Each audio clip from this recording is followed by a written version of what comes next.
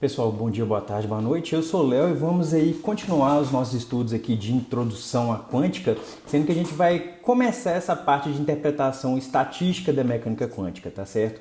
Ela tá aí dentro dessa unidade 1 dessa disciplina. No começo da disciplina, o que a gente viu? No começo da disciplina a gente viu vários fenômenos que a descrição clássica ela estava dando algum problema. O pessoal chegou com algumas hipóteses extremamente radicais e as hipóteses extremamente radicais elas conseguiram descrever os fenômenos de uma maneira até satisfatória. Só que vocês notaram que são sempre o fenômeno acontece, você fez a detecção ali do seu fenômeno ali experimentalmente, você quer descrever ele, você joga a hipótese e pronto. Só que a gente não fez ainda nenhuma teoria dinâmica desse sistema que a gente está quantizando fenomenologicamente nesse início. E aqui nesse vídeo a gente inicia o trato aqui dessa disciplina ou dessa teoria como uma teoria mesmo, como uma teoria física, como uma teoria dinâmica física, tá certo? Então a gente vai começar a estudar aqui os postulados da teoria quântica. Não se esqueçam desses fenômenos anteriores, mas agora a gente vai começar a estudar os postulados da teoria quântica e só lembrando que nessa disciplina a gente vai estudar a teoria da mecânica quântica através ali da formulação de Schrödinger dela, tá certo? E a interpretação estatística. A gente não vai ficar vendo muitas interpretações da mecânica quântica, não. Isso eu vou deixar para uma leitura extra suas. A gente vai ser bem pragmático e estudar aqui a interpretação estatística da mecânica quântica, tá certo? Então vamos começar aqui falando dos postulados. Vocês vão ver que toda aula minha, eu vou começar com esses camaradas aqui, ó. Os postulados, dependendo de qual literatura que vocês vão seguir, vocês vão ver que cada livro ele tem um jeito de apresentar os postulados da mecânica quântica. Eu vou seguir aqui quase que o jeito que o Cohen apresenta, tá certo? Uma versão aqui com 6 postulados, tudo dentro dessa interpretação estatística. Alguns outros livros, eles tratam uma outra versão dos postulados, mesmo dentro da interpretação estatística, mas eu vou deixar para vocês também dar uma leitura extra, tá certo? Eu vou tratar dessa forma aqui mais pragmática, até por causa de tempo, e eu vou seguir essa formulação aqui, que é uma formulação aí do Cohen, tá certo? Quais são os postulados? Agora eu só vou citá-los, né?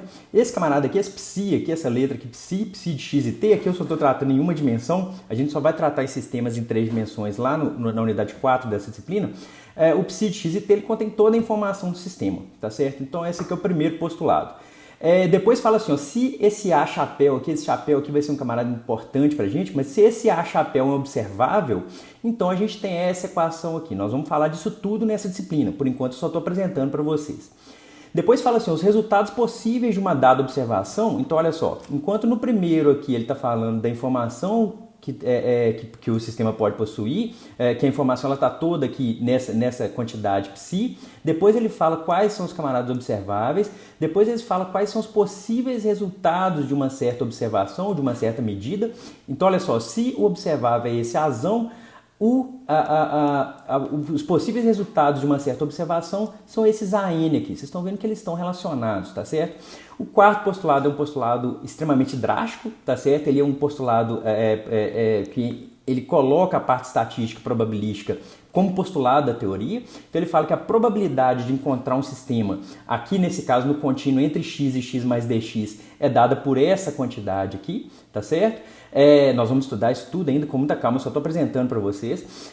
Depois ele fala da equação de Schrödinger, que é essa equaçãozinha aqui, ó. Então o postulado 4 ele me fala de probabilidade, tá certo? Ou de estatística, probabilidade.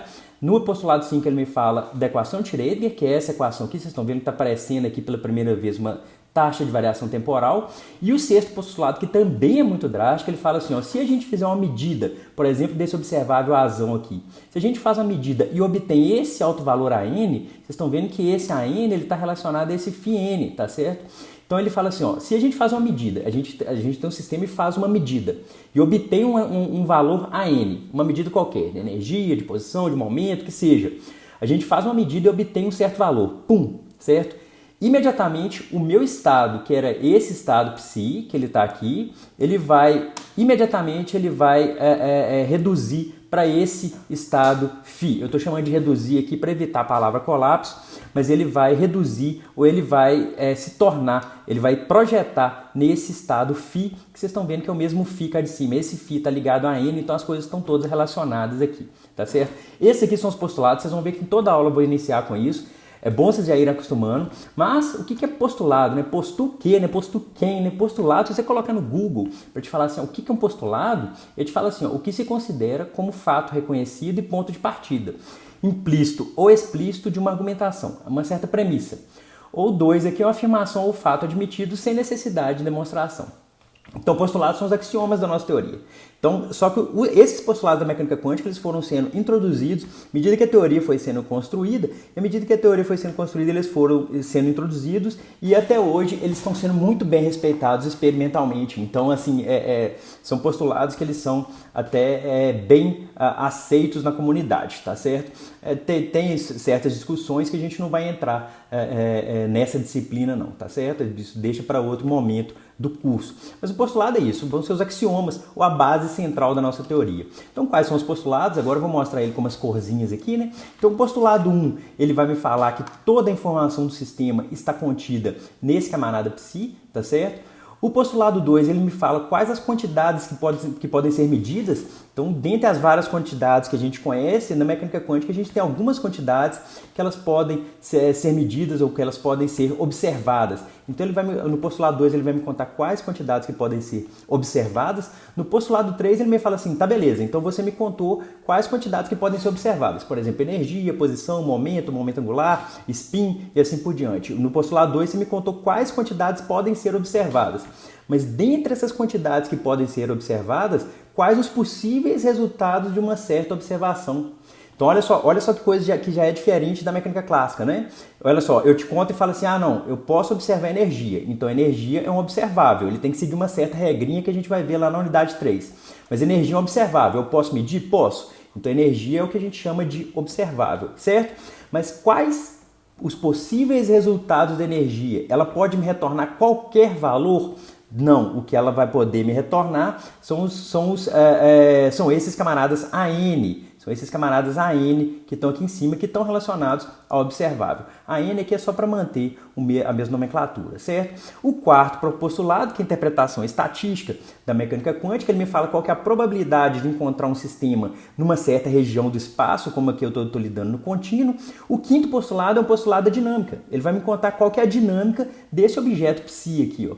Na mecânica clássica a gente conhece uma equação dinâmica, chama a segunda lei de Newton, certo? A segunda lei de Newton me fala que a força resultante é igual à taxa de variação do momento linear no tempo, ou a derivada segunda da posição no tempo vezes a massa, certo? Você já conhece essa nomenclatura, tá certo? Então a equação de Schrödinger ela vai me dar justamente a dinâmica do meu estado. Então a dinâmica do meu estado ela é dada aqui pela equação de Schrödinger. A gente vai estudar ela um pouquinho hoje. Esse H aqui, ele não é qualquer operador, é o operador que a gente chama de hamiltoniano, que vai representar para mim a energia total do meu sistema. E o sexto postulado é o estado pós-medição. Então, dado uma certa medida, se eu obtenho um certo alto valor, se eu obtenho um certo AN, imediatamente a minha função, que era psi, ela se torna φn, então ele vai me dar o estado pós-medição. Então, esses aqui são os postulados da física quântica. O que a gente vai estudar nesse vídeo especificamente, é esse postulado 5, que é o da equação de Schrödinger. A gente vai tentar encontrar a equação de Schrödinger, estudar ela um pouquinho com mais calma nesse vídeo aqui. Os outros postulados a gente vai trabalhando durante o restante da disciplina, certo? Então vamos continuar aqui, né? Então só relembrando aqui, revisando, né? Planck e Einstein, eles nos disseram lá em 1905 que a luz era composta por pacotes ou por quanta de energia. E a energia desses pacotes era o quê? Era Hν, que a gente pode reescrever como H cortado ômega. Tem gente que chama de H barra, tanto faz, tá certo? Tanto faz. É o H, que é a constante de Planck, dividido por 2π. Eu costumei chamar de H cortado, porque eu aprendi assim 21 anos atrás, então 19 anos, sei lá, 19 anos atrás eu aprendi H cortado e mantive essa tradição comigo. Se alguém quiser chamar de H barra, chame, não vou impedir ninguém de chamar de H barra não. Mas a gente tem aqui a energia, né, isso lá do postulado, lá das hipóteses de Planck e Einstein, a energia de um certo pacote de energia, ele tem o valor dele é H vezes níveis da frequência, que a gente pode escrever como H cortado ômega, certo? Depois a gente estudou Compton, que é o espalhamento de raio-x ou de luz por um alvo, que ele considerou a luz aqui como sendo uma partícula. Aí depois a gente estudou o Bohr, né, com o modelo atômico dele, que ele falou da quantização do momento angular, tá certo? Nos estados ali, nos orbitais ali, nas órbitas dos elétrons para o átomo de hidrogênio, certo? Depois a gente falou de de Broglie deu um passo a mais e falou assim, tá, se eu posso escrever que a energia é igual a Hν, eu vou poder escrever que o momento de uma certa partícula material vai estar relacionado a um comprimento de onda. Aí ele colocou aqui a ideia de um comprimento de onda de uma partícula material, então ondas de matéria, né? Então de Broglie virou e falou assim, ó, tá bom, então se E é igual a hν, eu posso falar que o momento é igual a h cortado kk, que é o número de onda, né? Que eu posso escrever como sendo h sobre lambda. Então eu posso escrever energia em função da frequência e o momento em função do comprimento de onda, certo? Mas até este ponto não havia aí uma teoria desse tipo de sistema. Existiam hipóteses que descreviam alguns certos fenômenos. E aqui nós vamos tratar da teoria de Schrödinger da mecânica quântica, onde a gente vai iniciar aqui com a equação de Schrödinger, certo? E nessa disciplina especificamente, nós não vamos tratar completamente da mecânica matricial de Heisenberg. A gente vai ver um pouco sobre Katz, Braz e operadores, mas só que a gente não vai tratar da mecânica matricial de Heisenberg. A gente vai falar do princípio de incerteza de Heisenberg, mas não da mecânica matricial, certo? Então, seguindo aqui, qual que foi a ideia de Schrödinger? O Schrödinger é esse camarada aqui, né? Esse camarada aqui, bonitão aqui. Ninguém sabe falar Schrödinger, certo? Eu acho que nem ele sabia falar. Nem ele eu acho que sabia falar. Já perguntei para pessoas da Alemanha como é que fala. Eles falam de um jeito, eles falam Schrödinger. E aí eu tento repetir, eles falam que tá errado. Então eu falo do meu jeito, todo mundo vai entender. No mundo inteiro vai entender. Equação de Schrödinger, Schrödinger Equation. Todo mundo vai entender. Beleza. Ninguém sabe falar Schrödinger, certo? Então falem aí, tentem procurar no Google como falar Schrödinger, fala do seu jeito, mas vamos tentar entender qual que é o processo físico ou a ciência envolvendo isso, certo?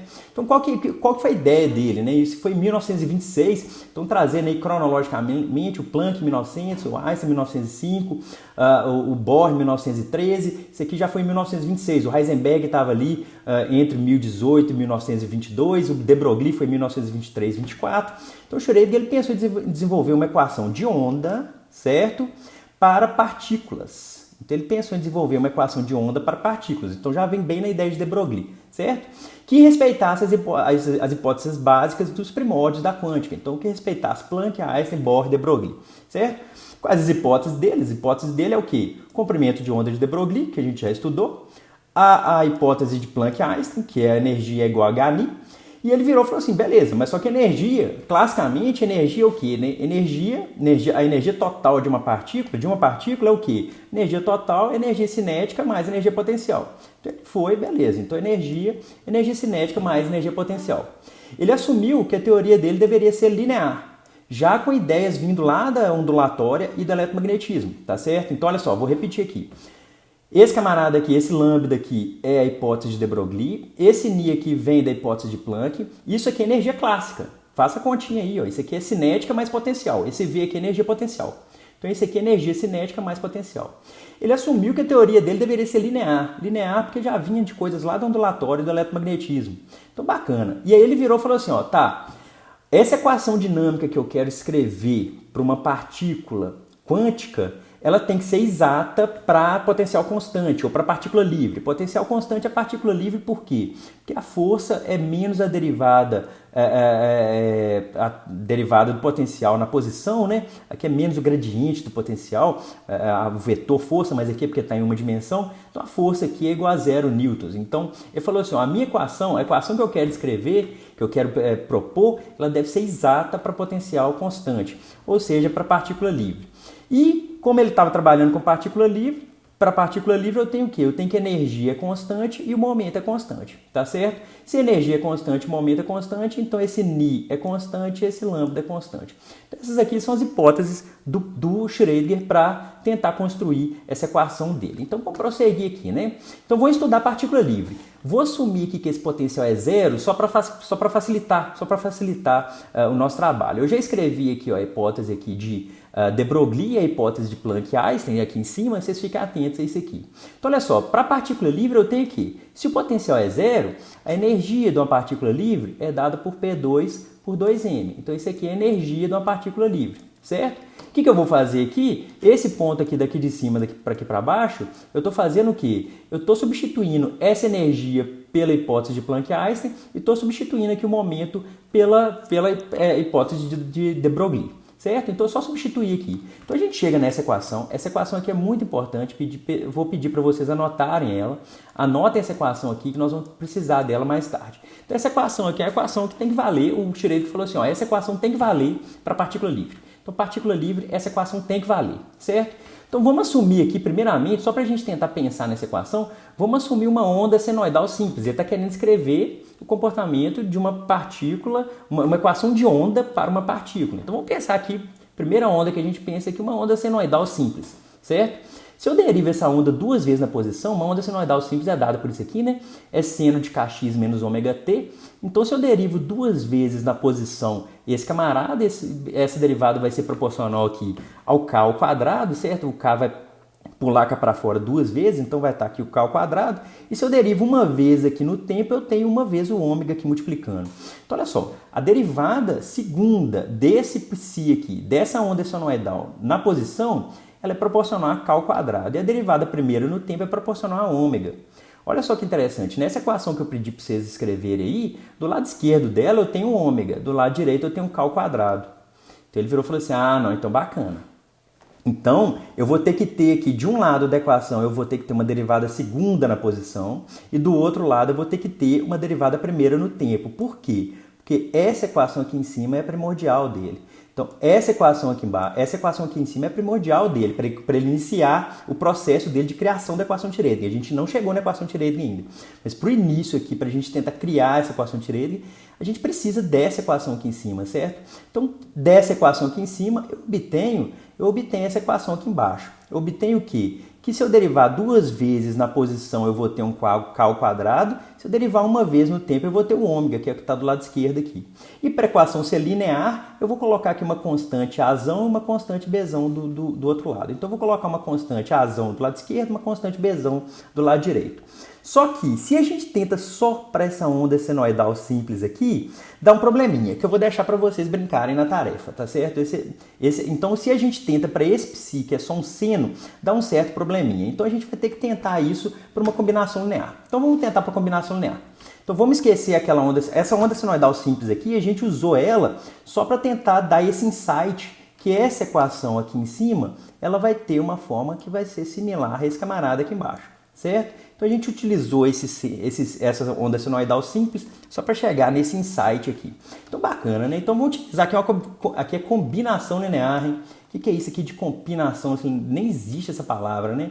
Então aqui, ó, vocês apagam aqui, isso aqui é combinação linear, hein? Então assumindo aqui uma combinação linear, eu vou assumir um psi que ele é dado por esse camarada. É um cosseno de kx menos ômega t mais um gama, que é uma outra constante, né, porque é uma combinação linear, vezes seno de kx menos ômega t. Se eu derivo duas vezes esse psizão aqui em cima na posição, eu vou ter menos k2 vezes esse camarada em colchete. Se eu derivo uma vez no tempo, eu vou ter ômega vezes esse camarada aqui em colchete, certo? Só que o que a gente quer, né? A gente quer encontrar Azão e Bzão tal que isso aqui seja verdade, ó. Tal que esse camarada aqui seja verdade. O que eu vou fazer? Eu vou pegar esses dois camaradas aqui que estão no quadriculado e vou substituir nessa equação aqui, tá certo? Vou deixar para vocês fazerem essa continha aqui com calma aí, eu já fiz ela, certo? Então esse aqui fica para vocês fazerem. Então o que eu vou fazer aqui? Eu vou pegar essa derivada segunda do psi na posição, vou substituir aqui, e essa derivada primeira do psi no tempo, vou substituir aqui. Por quê? O que a gente quer encontrar? A gente quer encontrar Azão e Bzão. E essa que é a nossa tarefa aqui. Para a gente encontrar essa tal dessa equação de Schrödinger, a gente tem que encontrar Azão e Bzão. Então, quando a gente substitui essas duas equações aqui no quadriculado, nessa equação que eu coloquei de vermelho aqui, a gente encontra esse sisteminha de equações, certo? Por quê? É só juntar ali o que é cosseno, a gente vai juntar com cosseno, o que é seno, a gente vai juntar com seno, e a gente encontra essas duas equações aqui. Tá certo? A gente encontra que a Azão K2 é igual a Bzão ômega gama e menos Azão K2 é igual a Bzão ômega sobre gama. Esse sistema aqui só é verdadeiro se esse gama é igual a menos 1 sobre gama. Isso aqui pode ser resolvido se eu estiver trabalhando os complexos, certo? E aqui eu já queria deixar um aviso que essa função de onda, esse psizão, que é lá do postulado 1 da mecânica quântica e várias outras coisas que surgem em mecânica quântica, elas surgem dentro do espaço complexo. Por quê? Porque os estados físicos da mecânica quântica, eles vivem num tal de espaço de Hilbert, que ele é um espaço complexo. Então, para quem não tem tanto traquejo com números complexos, eu vou deixar na referência o livro da Bárbara, para quem quiser estudar no primeiro capítulo já. Lá tem tudo que vocês precisam saber, tem um pouco a mais sobre números complexos, e quem tiver dificuldade, a gente pode conversar na aula síncrona, tá certo? Mas a situação aqui nesse vídeo essa situação desse sistema aqui de equações, ele possui essa solução aqui para gama, tá certo? Então, se gama for igual a mais ou menos i, onde esse i, ele é o quê, né? Esse i é igual a raiz de menos 1, tá certo? Esse camarada aqui é o número, é o imaginário puro, né? Então, esse i aqui é a raiz de menos 1. Então, se o gama for igual a mais ou menos i, eu consigo resolver esse sistema de equações aqui, tá certo? Então, beleza, né? Então, vou prosseguir aqui, ó. Então, é só repetir aqui, a gente quer achar azão e bezão, tal que essa equação aqui, ela seja satisfeita. Então, a gente resolve esse camarada aqui, a gente resolve esse sistema de equações e a gente encontra a gente restringe o valor de gama, né? Então, gama tem que ser igual a mais ou menos i. Então, bacana. O que eu vou fazer? Eu vou substituir esse gama aqui em cima, nessa segunda equação aqui, só para ficar mais simples. Vou substituir esse gama aqui em cima, eu vou obter essa equação aqui embaixo, certo? Por que eu mudei aqui de mais ou menos i para menos mais i? Porque quando o gama está embaixo e o gama é mais ou menos i, ele troca o sinal, tá certo? Isso depois a gente pode fazer essa continha na aula síncrona.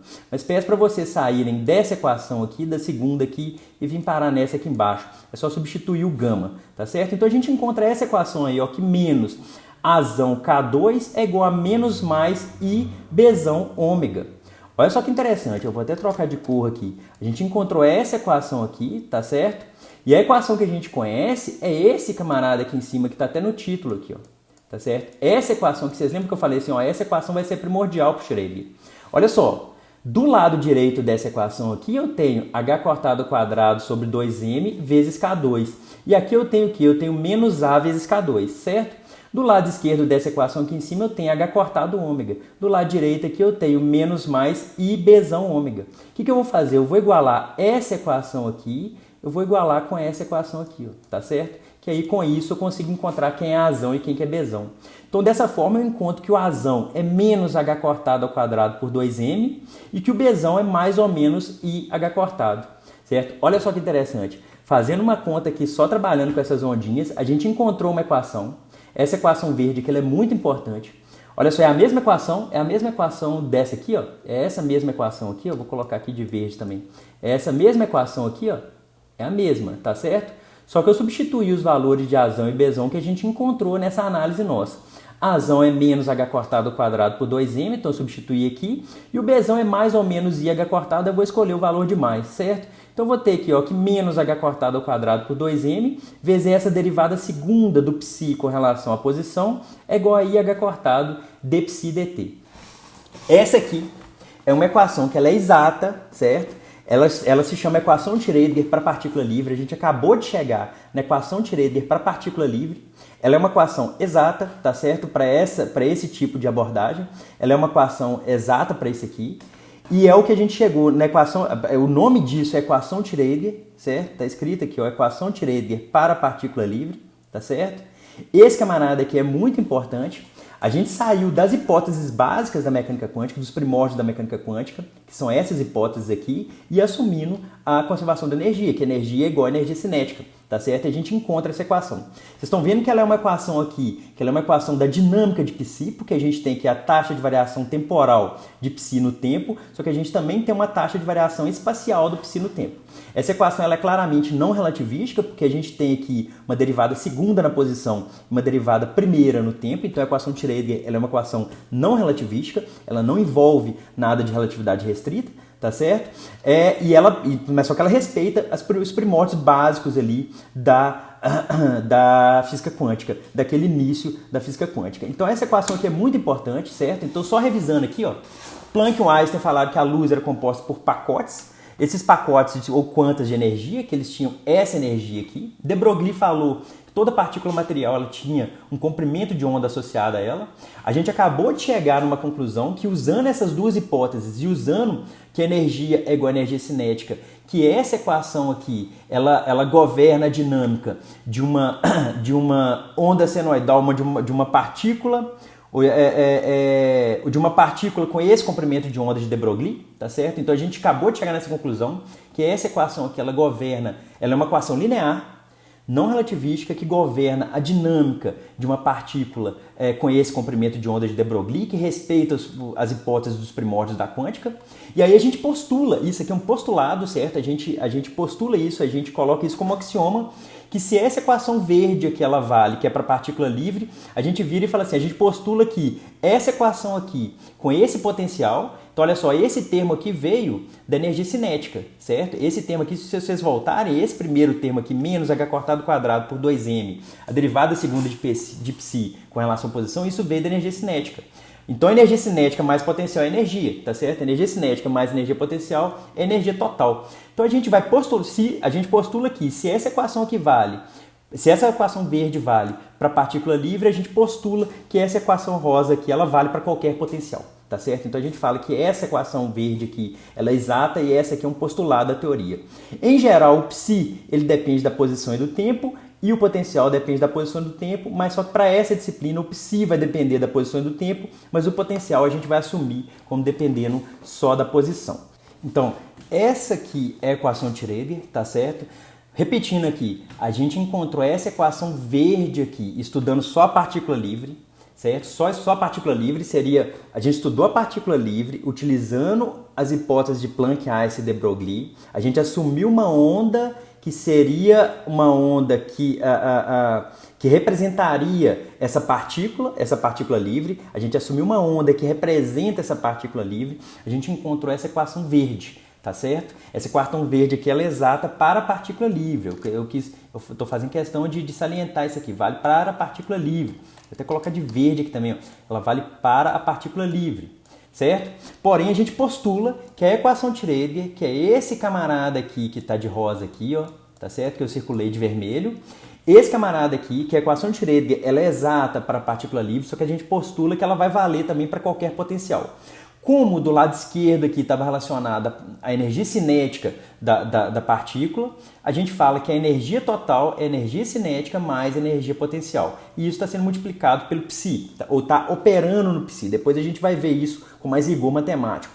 A gente vai falar que esse operador energia, ele está atuando na minha função de onda, no meu psi. Tá certo? Então a gente postula que esse camarada rosa aqui, a gente vai ver ele nessa disciplina o tempo inteiro. Então é esse camarada rosa aqui que a gente chama de equação de Schrödinger em uma dimensão, aqui está em uma dimensão, para um potencial V qualquer. Tá certo? Então, em geral, aqui o psi ele depende da posição do tempo, o potencial ele depende da posição do tempo, mas para essa disciplina, o psi ele vai depender da posição e do tempo e o potencial vai depender só da posição. Certo? Então, só voltando aqui nos postulados, né? Então, agora a gente talvez consiga entender um pouco mais os postulados. Nós vamos trabalhar tanto esse postulado nessa disciplina que a gente talvez vai entender no decorrer dela. Então, a gente tem aqui ó, o psi, ele contém toda a informação do sistema. Então, qualquer informação que eu quiser obter sobre o meu sistema físico, ele está contido nessa função de onda que eu chamei de psi x e t aqui, porque a gente está trabalhando por enquanto em uma dimensão. Certo?